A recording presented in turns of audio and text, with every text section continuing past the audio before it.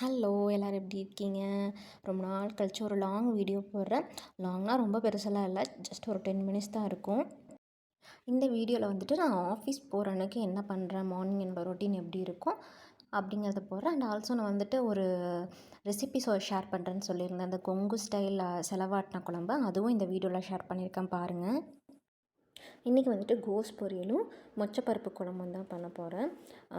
கோஸ் பொரியல் வந்துட்டு பண்ணுறதுக்கு நைட்டே கோஸ் கட் பண்ணி வச்சிட்டேன். முன்னாடியெல்லாம் வந்துட்டு கோஸ் பொரியல் எனக்கு சாப்பிடவே பிடிக்காது. ஏன்னா அதில் ஒரு மாதிரி ஸ்மெல் வந்துட்டுருக்கிற மாதிரியே எனக்கு ஃபீல் ஆகும். ஸோ அதனால் சாப்பிட பிடிக்காது. ஸோ அதை வந்துட்டு எப்படி அவாய்ட் பண்ணுறது அப்படிங்கிறத நான் தெரிஞ்சுக்கிட்டேன். எப்படின்னா, அது ஒரு டிப் இருக்குது. அது வந்துட்டு நீங்கள் கோஸ் பொரியல் பண்ணும்போது வெங்காயம்லாம் வதக்கிடும்போது இத்தினூண்டு ஒரு இஞ்சி வந்துட்டு தட்டி போட்டிங்க அப்படின்னா அந்த ஸ்மெல் இல்லாமல் இருக்கும். எங்கள் சைடில் வந்துட்டு ரெண்டு டைப்பில் வந்துட்டு கோஸ் பொரியல் செய்வாங்க. ஒன்று வந்துட்டு அப்படியே வெங்காயம் பச்சை மிளகாலாம் வதக்கி விட்டு கோஸு உள்ளே போட்டு வதக்கி எடுப்பாங்க. இன்னொன்று வந்துட்டு கோஸை ஃபஸ்ட்டு வேக வச்சு அதுக்கப்புறம் இது தாளிப்பாங்க. நான் வந்துட்டு சம்டைம்ஸ் இந்த மாதிரி செய்வேன், சம்டைம்ஸ் வந்துட்டு அப்படியேவும் தாளிச்சு விடுவேன். நீங்கள் எப்படி கோஸ் பொரியல் பண்ணுவீங்கிறத எனக்கு கமெண்ட் பண்ணுங்கள். நான் கண்டிப்பாக நெக்ஸ்ட் டைம் ட்ரை பண்ணி பார்க்குறேன்.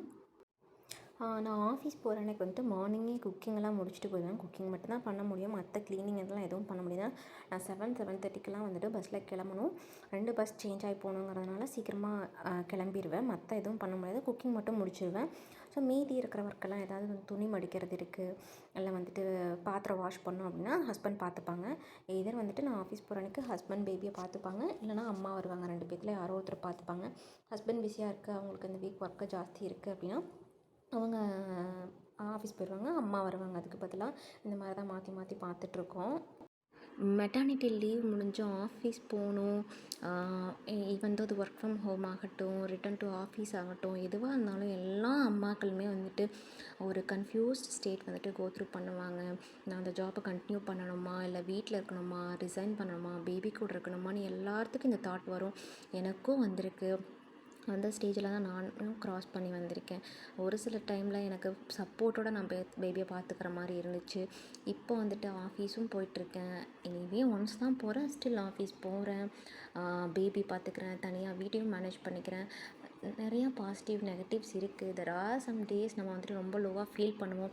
இதெல்லாம் தாண்டி நம்ம ஓடிட்டுருக்கோம் அப்படின்னா அது நம்ம பேபிக்காக தான். யாரோ என்னமோ பேசிட்டு போகிறாங்க, நீங்கள் அதை எதையும் மைண்ட் பண்ணிக்காதீங்க. இன்றைக்கும் அப்படி தான் இருக்கும். ஃப்யூச்சரில் நம்ம பேபி பெருசாகி வந்து அம்மா I am proud of you அப்படின்னு சொல்லும்போது இந்த நம்ம பார்த்து இது எல்லாம் வந்துட்டு ஒரு செகண்டில் மறைஞ்சு போயிடும். நீங்கள் அதெல்லாம் எதுவுமே மனசில் வச்சுக்காதீங்க. நீங்கள் உங்களுக்கு உங்கள் ஃபேமிலிக்கு எது பெஸ்ட்டுன்னு தோணுதோ அதை நீங்கள் பண்ணிகிட்டே இருங்க. உங்களுக்கு வந்துட்டு கண்டிப்பாக எல்லாம் பெஸ்ட்டாக தான் வரும். ஒரு ஒர்க்கிங் மாமா இருந்து நான் எக்ஸ்பீரியன்ஸ் பண்ணதுனால இதை சொல்கிறேன். யாரெல்லாம் இந்த வீடியோ பார்க்குறவங்க அம்மா வந்துட்டு நீங்கள் ரிட்டன் டு ஆஃபீஸ் போகிறீங்க, இல்லை ஒர்க் போகிறீங்க அப்படின்னா எதையும் ஃபீல் பண்ணாதீங்க, கண்டினியூ பண்ணுங்கள். கண்டிப்பாக வந்துட்டு உங்களுக்கு எல்லாமே வந்துட்டு பெஸ்ட்டாக தான் நடக்கும். இந்த கொங்கு ஸ்டைல் செலவாட்டின குழம்போட ரெசிபி சொல்கிறேன்னு சொல்லியிருந்தேன். ஃபஸ்ட்டு வந்துட்டு அதுக்கு தேவையான பொருளெல்லாம் எடுத்து வச்சுட்டு இருந்தேன். நீங்கள் ஃபஸ்ட்டு வந்துட்டு அதுக்கு ஒரு பவுடர் ரெடி பண்ணணும். அதுக்கு வந்துட்டு துளியோண்டு எண்ணெய் விட்டுன்னு சொல்கிறாங்களா, அந்த மாதிரி ஒரு பாத்திரத்தில் துளியோண்டு எண்ணெய் விட்டு ஃபஸ்ட்டு வந்துட்டு வரமிளகா போட்டு ரோஸ்ட் பண்ணி எடுத்து வச்சுக்கோங்க. கூடவே வந்துட்டு மல்லி கொஞ்சம் ஜாஸ்தி போடணும். சீரகம், பட்டை, சோம்பு,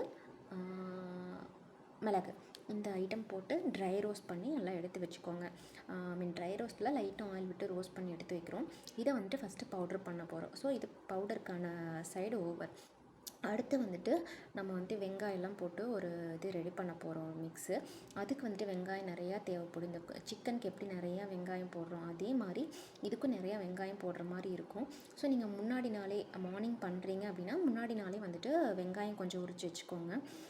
அதே பாத்திரத்தில் கொஞ்சம் எக்ஸ்ட்ரா ஆயில் விட்டுட்டு ஃபஸ்ட்டு பூண்டு போட்டு வதக்கிக்கோங்க. பூண்டு வந்து நல்லா வதங்கலை அப்படின்னா கொஞ்சம் குழம்பு வந்துட்டு வலுவலுன்னு இருக்குதுன்னு சொல்லுவாங்க. ஸோ பூண்டு போட்டு வதக்கிட்டு வெங்காயத்தை போட்டு வதக்குங்க. வெங்காயம் நல்லா வந்துட்டு அந்த கண்ணாடி பதத்தில் வதங்குன்னு சொல்லுவாங்கள்ல, கலர் அப்படியே சேஞ்ச் ஆகி வரும்ல, அந்தளவுக்கு நல்லா வதங்கட்டும்.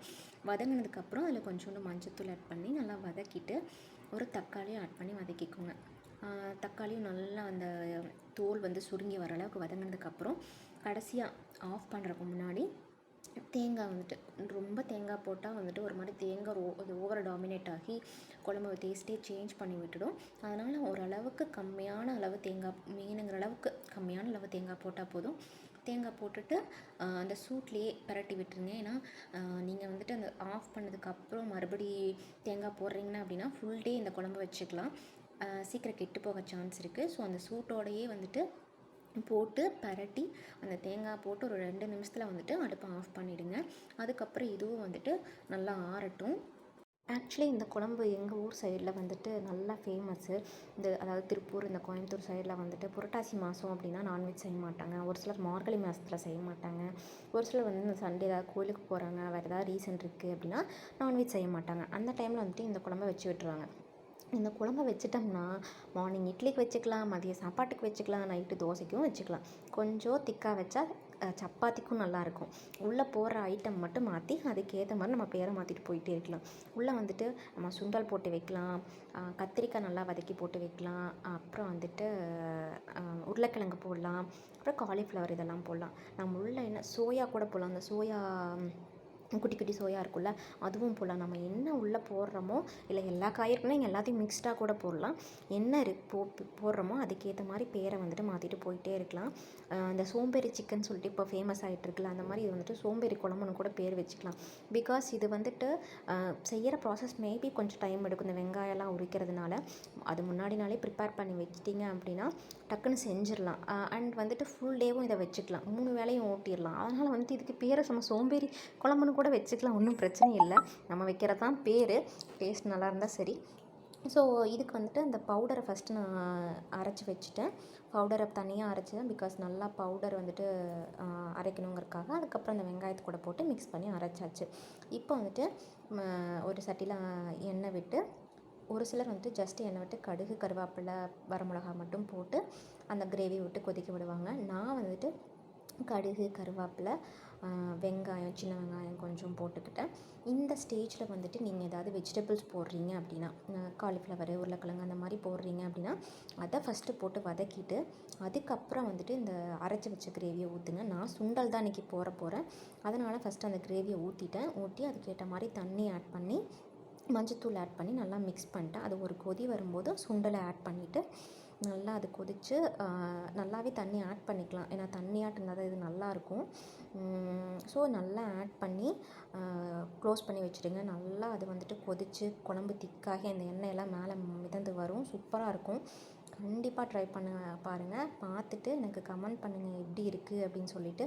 அண்ட் இந்த மாதிரி குழம்பு உங்கள் ஊரில் செய்வீங்கன்னா அதுக்கு நீங்கள் என்ன பேர் வச்சுருக்கீங்க அப்படிங்கிறத எனக்கு மறக்காமல் கமெண்ட் பண்ணுங்கள்.